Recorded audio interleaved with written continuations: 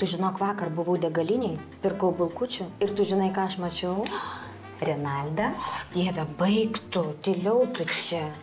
Pasirodo, degalinėse yra langų skystis, moteriškas ir vyriškas.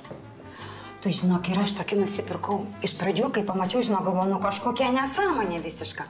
Bet paskui, žinok, man kai antrą kartą pagalvojau, toksai, žinok, karminis toksai nušvietimas atėjo. Tai aš galvoju, žinai, jeigu yra yin ir yang, tai kodėl aš po galais turiu pirkti vyrišką, nu tą tipo yin, jeigu yra moteriškas, nu tipo yang? Nu, bet tai draugė, gerulis, ne? Įsivaizduoji, ką dar galėtų tokio moteriško, janiško gaminti? Nežinai, aš tai galvoju, galėtų gaminti kokius, pavyzdžiui, masažuojančius saugos diržus, kurie paplokštintų pilvuką ir pakeltų krūtinę. Arba šviesoforus, kur vietoj raudonos degtų raudonų lūpdažio signalas. Arba galėtų gaminti tokius moteriškus televizorius, kuriuose nebūtų nei krepšinio, nei jokių ten kovinių filmų. Paklausyk, draugė, aš šitą problemą išsprendžiau savaip. Nusipirkau antrą distancinį pultelį.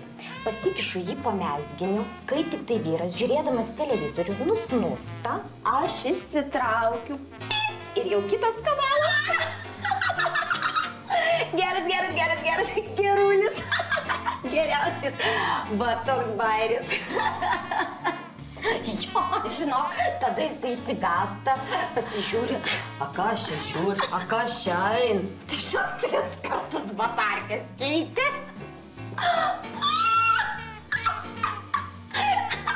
Nu, tu čia žiūri, bet teisingai. Klausyk, gal tu nori moteriško alaus? Ne, alaus nenoriu, man nuo jo rėmenį ėda. Tu gal turi 100 gramų moteriškas degtinės?